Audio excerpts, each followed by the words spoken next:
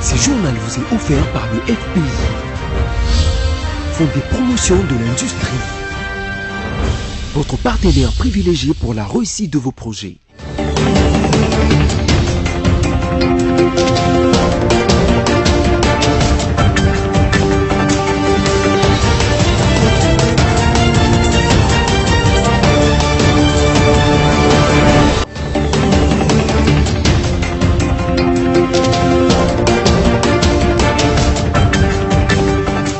Nouvelle semaine, nouvelle session d'information sur BSC TV. Mesdames, Messieurs, retrouvons-nous tout de suite après le sommaire. L'Église catholique au Congo connaît désormais son 4e cardinal. Le remplaçant de Monseigneur Mosengo n'est autre que Monseigneur Fridolin Ambongo. Bonne nouvelle, les agents de la MIBA ont touché leur salaire après des longues années d'impaillement. C'est grâce à la firme canadienne Saint-Louis que ces miniers peuvent de nouveau sourire. De la bonne à la mauvaise nouvelle, le journaliste Dominique Dinanga de la radio Top Congo est passé au tabac ce week-end alors qu'il répondait à une invitation de l'UDPS Tchibala. Son état de santé est critique. Bonsoir. Aussitôt rentré à Kinshasa, le chef de l'État, Félix Tshisekedi Tshilombo, s'est rendu ce lundi à Bukavu. Nous sommes au sud Kivu. Sur place, le chef de l'État prévoit d'inaugurer un laboratoire de transformation de produits agricoles. Ça sera en présence de plusieurs invités de marque, dont l'ancien président de la RDC, Joseph Kabila Kabange. Liévin Luzolo nous en parle. Après sa grande tournée internationale, le chef de l'État a regagné Kinshasa ce dimanche 6 octobre par l'aéroport international d'Engeli. Un homme du terrain, Félix Tshisekedi s'est envolé ce lundi pour Bukavu, au sud Kivu, où il procédera le mardi 8 octobre à l'inauguration du laboratoire agricole de l'Institut international pour l'agriculture tropicale ITA à Kalambo, dans le territoire de Kabare. Le président du Rwanda, Paul Kagame, celui de Burundi, Pierre Nkurunziza, et les anciens chefs d'État congolais Joseph Kabila et nigériens Olusegun Obasanjo sont attendus également à Bukavu pour cette cérémonie. Les représentants de la Banque africaine de développement, BAD, et la Banque mondiale seront aussi présents à l'inauguration de ce deuxième grand laboratoire agricole en Afrique. Dans sa mission, l'ITA tient à la transformation des produits agricoles et la distribution des semences dans le but de promouvoir l'agriculture en Afrique centrale et de l'Est. Ici est de signaler qu'au programme du chef de l'État, qui est accompagné de son directeur de cabinet Vital Kamerhe, il a été prévu un meeting populaire ce lundi à la place de l'Indépendance à Bukavu en vue de passer un message à la population. C'est officiel, Monseigneur Ambongo Besungu est devenu le 4e cardinal dans l'histoire de l'Église catholique en RDC, nommé archevêque de Kinshasa. Il y a moins d'une année, Fridolin Ambongo, 59 ans, a été élevé le samedi au titre cardinalice par le pape François. La cérémonie s'est déroulée au cours d'un consistoire public à la basilique Saint-Pierre de Rome. Liévin Luzolo nous retrace le fait. Fridolin Ambongo a reçu des mains du pape la barrette symbolisant ce titre de cardinal. À cette occasion, 12 autres cardinaux ont été créés par le pape François au cours d'une cérémonie retransmise en direct à la télévision et suivie avec attention à RDC. Dans son exhortation, le chef de l'Église catholique a invité les nouveaux cardinaux à avoir de la compassion pour bien mener leur mission afin d'être loyaux dans leur ministère. L'élévation cardinaliste de Fridolin Ambongo s'est faite en présence d'une forte délégation de la République démocratique du Congo, conduite par le président de la République, Félix Tshisekedi, et la présidente de l'Assemblée nationale, Jeannine Mabunda, mais aussi des opposants dont Martin Fayoulou, Moïse Katumbi et Jean-Pierre Bemba.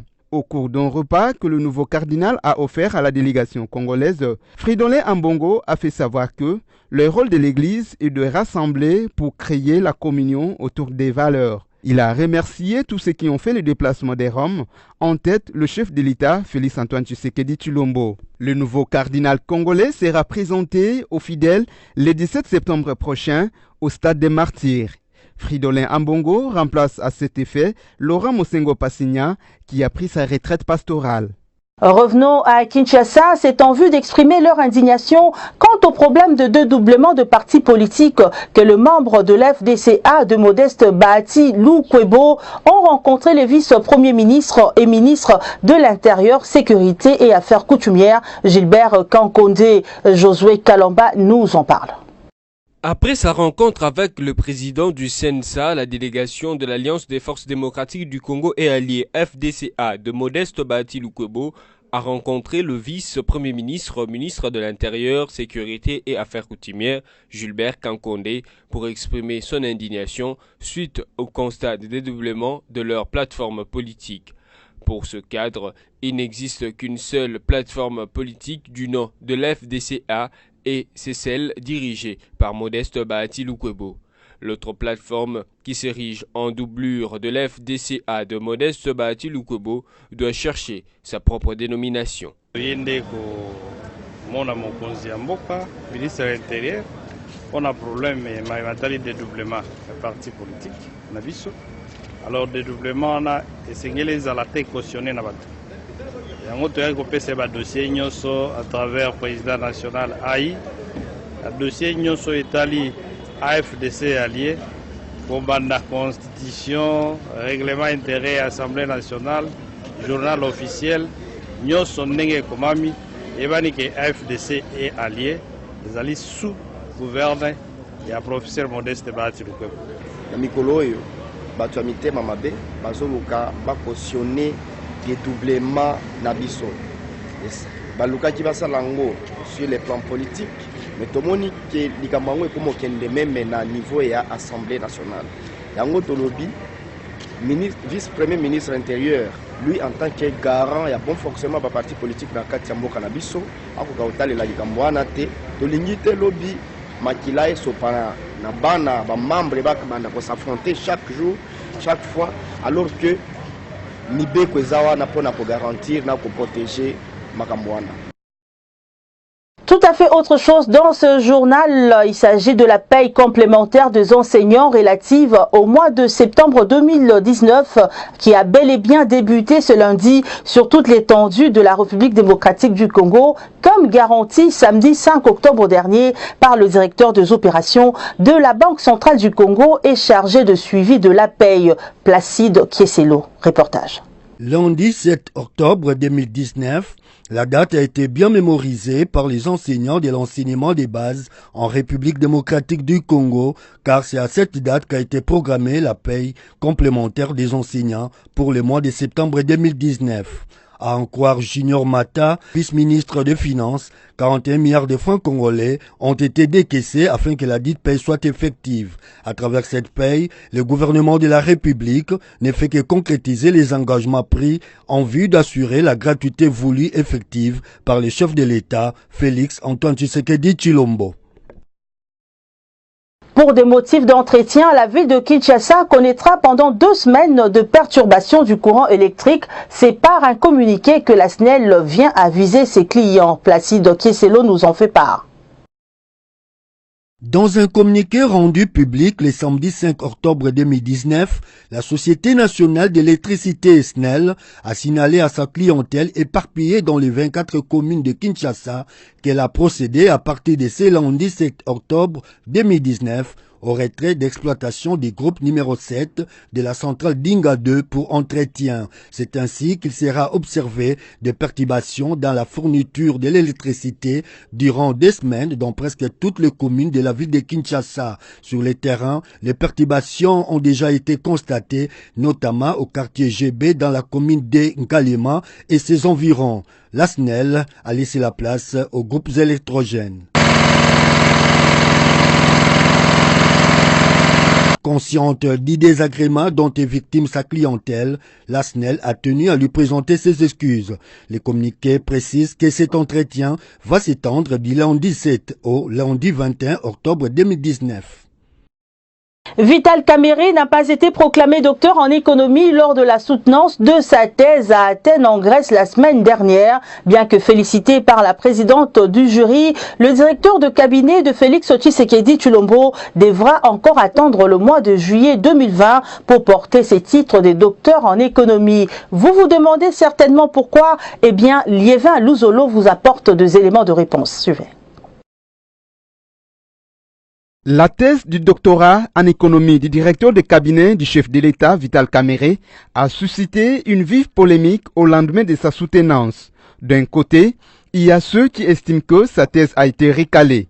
Pour ceux, il se base sur les propos de la présidente du jury à la fin de sa soutenance et au fait que Vital Kamere n'a pas été revêtu de la toge comme c'est de la coutume dans les institutions universitaires après une soutenance réussie. La présidente du jury a été très claire comme on peut l'observer dans la vidéo de la soutenance de la thèse. En substance, elle a félicité Vital Kamere pour le travail produit, mais elle a précisé que le jury a produit des observations majeures selon lesquelles Vital Kamere devrait apporter ses corrections et ensuite les soumettre. C'est alors que le jury va décider de le proclamer. Ce serait probablement vers juillet 2020. La présidente du jury a espéré que l'assistance serait encore présente.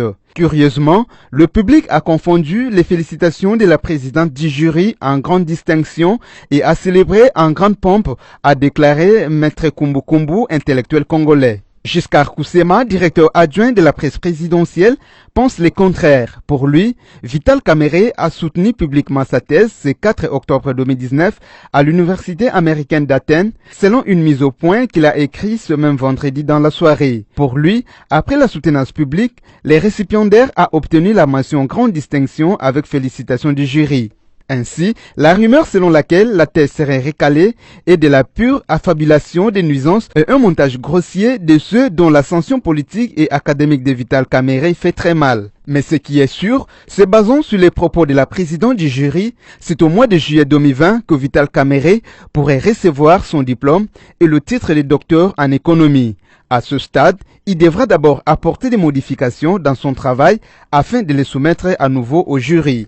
Au cours de sa soutenance des thèses de doctorat en économie du développement à l'Université américaine d'Athènes en Grèce, portant sur les effets de la rhétorique politique sur la croissance économique pour le développement durable en RDC, le directeur des cabinets du chef de l'État, Vital Kamere, a plaidé pour la valorisation des langues nationales en vue de la bonne gouvernance et le développement de la RDC. Rendons-nous dans la province de Lualaba où le gouverneur Richard Mouyej a conduit une délégation de la générale de carrière et de mines à une visite guidée de nouveaux auditoires modernes du site universitaire de Moussompa. Nous sommes précisément à Kolwezi. Josué Kalamba. Les auditoires modernes construits sur le site universitaire de Moussompo dans la province du Lualaba ne cessent de susciter la curiosité. Le jeudi 3 octobre 2019, Richard Mouyej Mangenzmos, gouverneur de cette province, a conduit une délégation menée par les directeurs des actions sociales de la Générale de carrière et des mines en charge de l'enseignement et de la santé en visite guidée de ce bâtiment. Les auditoires, équipés des écrans géants des dernières générations, permettront aux étudiants de suivre les cours par téléconférence. Chaque auditoire dispose de 250 places assises.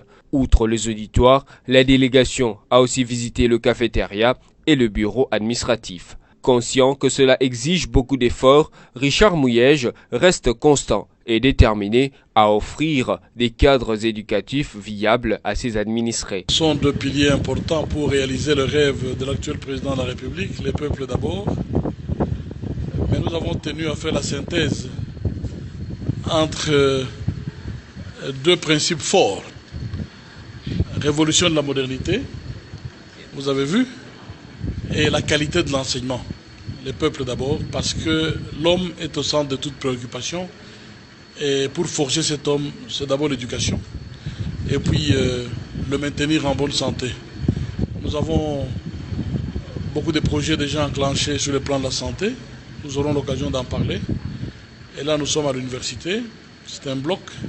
Nous avons l'idée d'en faire 2, 3, 4, 5. Mais nous sommes un peu gênés par la fluctuation des prix sur le marché de minerais et surtout la chute des cours de cobalt. Parce que c'est avec la taxe cobalt Kasulu CDM que nous avons initié ce projet. Mais nous avons espoir qu'à l'inauguration, les opérateurs miniers que nous allons inviter puissent mordre et nous soutenir comme ils l'avaient fait à l'époque avec la bibliothèque. Nous allons de l'avant, c'est bien de donner des bourses aux enfants pour qu'ils aillent ailleurs, mais l'objectif c'est de créer les mêmes conditions chez nous. Nous l'avons fait 3 fois, les enfants vont partir, mais il faudrait que très rapidement, tous les enfants accèdent aux mêmes chances de formation. Parce que quand nous envoyons en Europe, c'est 10, c'est 15, c'est 20. Alors qu'il y a des centaines d'enfants qui terminent, des milliers d'enfants qui terminent les humanités, il faut que leur université réponde aux conditions de modernité. Ce n'est pas facile, les moyens sont limités. Nous avons la volonté, nous avons la détermination et nous croyons en Dieu. Nous espérons que les moyens viendront. Le directeur de la Générale de Carrières et des Mines a trouvé les mots justes pour saluer l'action du gouverneur. Moi, je suis le directeur des actions sociales de la GICAMINE qui s'occupe de l'enseignement et la santé. Je viens d'être impressionné par la structure que je viens de visiter pour l'université d'éducation et ça m'encourage beaucoup parce que j'ai beaucoup d'écoles au niveau de la GICAMINE dont les meilleurs résultats sortent aussi d'ici et nous pensons que les enfants, les élèves vont étudier dans les meilleures conditions et nous tenons à féliciter sérieusement le gouverneur du Lualaba, son Excellence Monsieur Richard Bouyej-Mangès pour cette initiative, combien louable, qui rencontre le souhait du chef de l'État, qui est le peuple d'abord. Ça se voit déjà, qu'on s'occupe sérieusement du peuple. Notez que cette université de Kolwezi n'est pas la seule de la province à bénéficier de telles infrastructures. À l'ISTA et l'ISTEM, d'autres auditoires similaires sont en construction. Direction les Kasaï-Orientales, le personnel de l'AMIBA ont perçu leur salaire du mois de septembre qui vient de s'écrouler. C'est après des longues années que ces miniers accèdent enfin à cet encouragement financier. Reportage. Quelle que soit la durée de la nuit, le soleil finit par apparaître, dit-on. Les cadres et agents de la minière de Bakwanga, MIBA en sigle, viennent d'expérimenter cet adage.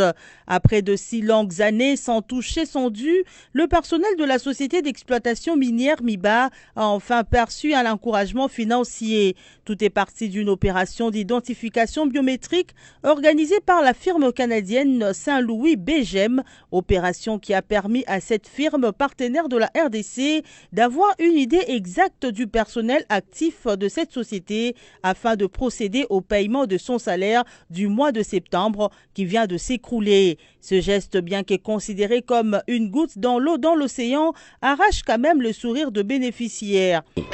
Nous remercions d'abord le chef de l'État pour avoir pensé et accepté qu'un partenaire de taille arrive dans notre province pour plusieurs réalisations. C'était comme des rêves et aujourd'hui nous voyons que c'est une réalité. Les gens ont parlé dans divers sens et aujourd'hui nous avons vécu, nous voyons, les personnels sont en train de toucher. La production au sein de l'AMIBA a repris des plus belles. Selon certaines indiscrétions, plus de 3500 carats de diamants ont été produits en seulement 10 jours. Le directeur administratif de la minière de Bakwanga applaudit ces gestes de la firme Saint-Louis qui vise à motiver les travailleurs à bien refaire fonctionner l'AMIBA. Donc la production a déjà repris, ça fait déjà plus d'une semaine. Et entre-temps, quand on paye, c'est une source de motivation importante. Donc je pense que l'AMIBA est bien partie. Ceci est un nouveau départ pour l'AMIBA basé dans la province du Kasaï-Oriental, précisément en Mbuji-Mayi. Cette société dont les lampes s'étaient éteintes recouvre sa lumière. Bonne nouvelle, surtout pour de nombreux Kasaïens ayant quitté leur province à cause de l'inactivité de la dite société, considérée comme le cerveau moteur de la ville de Mbuji-Mayi et ses environs. Comme nous l'avons dit au début de ce journal, d'une bonne à une mauvaise nouvelle, encore un mauvais traitement infligé à un professionnel de médias. Dominique Dinanga, journaliste à Top Congo FM, a été sauvagement lynché samedi au centre Béthanie par un groupe de militants de l'UDPS Tshibala alors qu'il était invité à couvrir une manifestation de ce parti de précision avec Ostrine Soulambi. Le collectif des journalistes de Top Congo FM déplore et condamne le mauvais traitement infligé à leur confrère Dominique Dinanga, victime d'un lynchage samedi 5 octobre 2019 au centre Béthanie. En convalescence après une longue maladie, le journaliste Dominique a justement voulu honorer l'invitation lui envoyée par le chargé de communication de l'ex-premier ministre Bruno Tshibala pour la couverture d'une manifestation au sein de son parti politique. Le confrère aurait eu le malheur de se présenter comme journaliste et précisément de Top Congo FM auprès d'un préposé à l'entrée de la salle où s'était née la manifestation et dont l'accès lui était barré.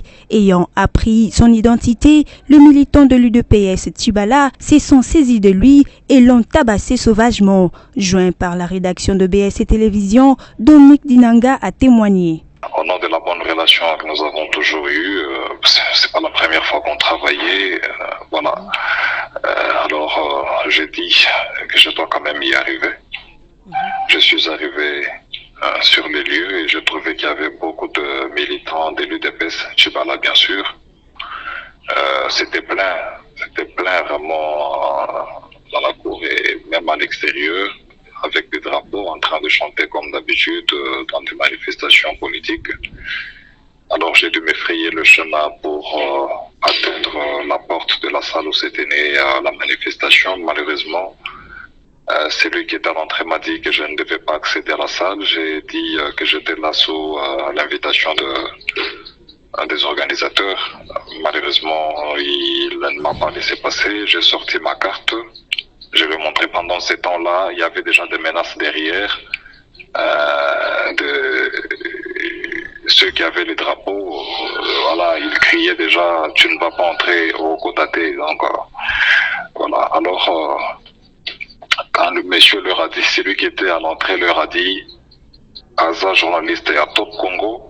Alors ils ont tous crié. Ce que moi j'ai entendu derrière moi, c'est « Oh, Tobo Mae ». Donc et pendant ce temps-là, ils m'ont récupéré. Le monsieur qui était juste là derrière moi m'a récupéré par la veste. Il m'a donné un coup. Je suis tombé. Je me suis redressé. Il m'a donné un autre coup. Je suis tombé la deuxième fois. Et quand j'ai essayé maintenant de courir pour me sauver, je devais traverser la foule. Et c'est au milieu de la foule que j'ai été récupéré. Ils m'ont mis par terre. Ils m'ont frappé sérieusement avec leur drapeau. Les bâtons de leur drapeau, c'était comme un voleur ou alors un serpent. Donc je ne leur ai rien fait. Je venais de me remettre d'une intervention chirurgicale qui m'avait gardé d'ailleurs pendant 4 mois à la maison. Je venais de reprendre le service il y avait un peu plus d'une semaine. J'étais sans défense. Je ne pouvais pas me défendre tout seul et c'était sous le regard impuissant des 2 agents de la police. Là, c'est comme ça que ça s'est passé. Je suis tombé et voilà, on m'a amené à l'hôpital. Admis après son lynchage à la clinique Ngaliema où il continue d'être suivi de près, étant encore convalescent après une intervention chirurgicale, la victime se demande s'il n'a pas été attiré dans un piège quelconque, mais laisse la justice faire son travail comme il se doit. Je ne peux pas le savoir. Je ne peux pas le savoir. Je ne peux pas affirmer ce dont je n'ai pas de preuves, mais les faits sont là. Les faits sont là, on m'a invité, je suis arrivé, on m'a refusé l'accès à la salle et les militants m'ont récupéré. Est-ce que c'était un piège? Ça, c'est peut-être une enquête qui peut le dévoiler. Effectivement, la seule chose que j'ai déplorée, c'était la libération de l'un de bourreaux, le meneur d'ailleurs, c'est lui qui m'a frappé le premier. Il a été interpellé parce que quelques temps après, il a été identifié, on me l'a présenté, oui je l'ai reconnu, mais bon, le monsieur a été relâché, ça je n'ai pas aimé. Informé de la situation, selon les témoignages du confrère, Bruno Tchibala s'est rendu dimanche 6 octobre à son chevet. Il a dit déplorer cet incident et a promis d'identifier les auteurs de cette bavure. Par ailleurs, les journalistes congolais sympathisent et expriment leur solidarité à l'endroit de l'un de leurs. Ainsi, ils réclament tous que la justice soit faite, vu que Dominique Dinanga n'est pas le premier journaliste à subir un tel traitement. C'est en vue de rendre un service de qualité à sa nation que BSC TV a choisi de renforcer les capacités de son personnel. 3 agents de cet organe de presse arrivés à la fin de leur formation en lumière à l'Institut congolais de l'audiovisuel et du multimédia ont été félicités par le directeur général du groupe BSC, les professeurs Yvon Ramazani. Images et commentaires. Journée mémoriale et festive que celle du samedi 5 septembre au numéro 2 de l'avenue Tangou du quartier Bassoko dans la commune de Ngaliema où le DG du groupe BSC, les professeurs Yvon Ramazani, a tenu à honorer 3 de ses employés qui viennent de terminer leur formation en lumière à l'Institut congolais de l'audiovisuel et du multimédia ICA en sigle. En effet, au siège du groupe BSC, aménagé et paré avec goût pour la circonstance, l'assistance composée des employés du groupe de BSC et des invités spéciaux du DG Yvon Ramazani, dont Jean-Marie Kassomba, DG de Télé 50, et Blaise Zaïnda, DG de Digital TV, a eu droit à quelques discours. En premier, Yvon Ramazani a remercié tous ceux de ses invités présents qui ont eu à jouer un rôle dans son évolution dans les mondes de la communication. À ce 5 octobre qui lui rappelle le jour où il a été reçu pour la première fois par le président honoraire Joseph Kabila Kabange, Yvon Ramazani a remercié ses collaborateurs avec qui il produit ce qu'il arrive à réaliser. Il a particulièrement remercié l'un d'eux, Blanchard Zola, les seuls d'entre ceux avec qui il a démarré le bureau stratégique de communication, qui soit resté à ses côtés jusque-là. Après leur présentation, les 3 lauréats Alice Seya, Patrick Komba, Junior Kandolo et Jonathan Munongo ont reçu leur brevet. Blaise Zaïnda et Jean-Marie Kassomba ont encouragé les cadres de BSC à travailler d'arrache-pied et à s'armer de patience quant à leur émergence en privilégiant d'abord la notoriété avant le retombé pécuniaire.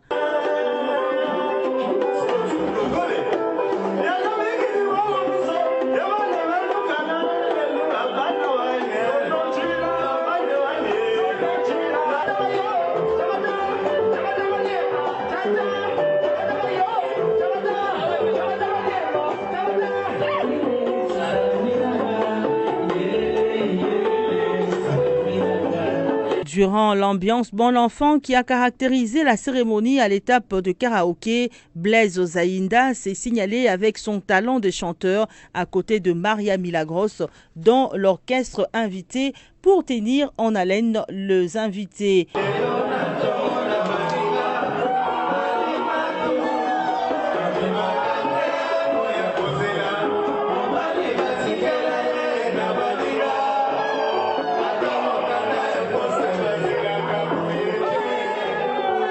Commencé vers 13h, la cérémonie a pris fin à 17h, heure locale.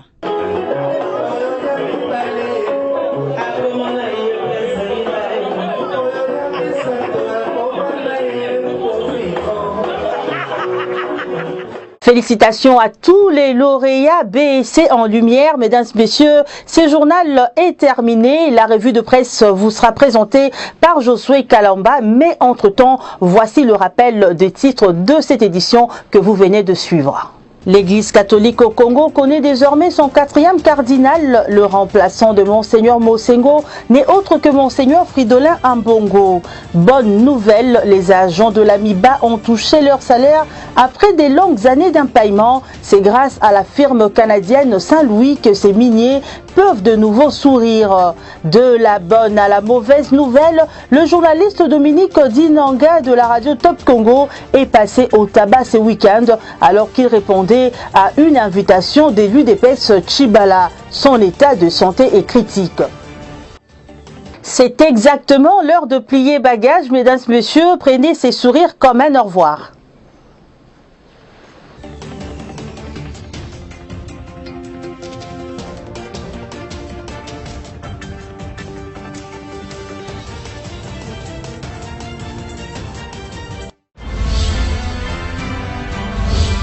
journal vous a été offert par le FPI, Fonds des promotions de l'industrie, votre partenaire privilégié pour la réussite de vos projets.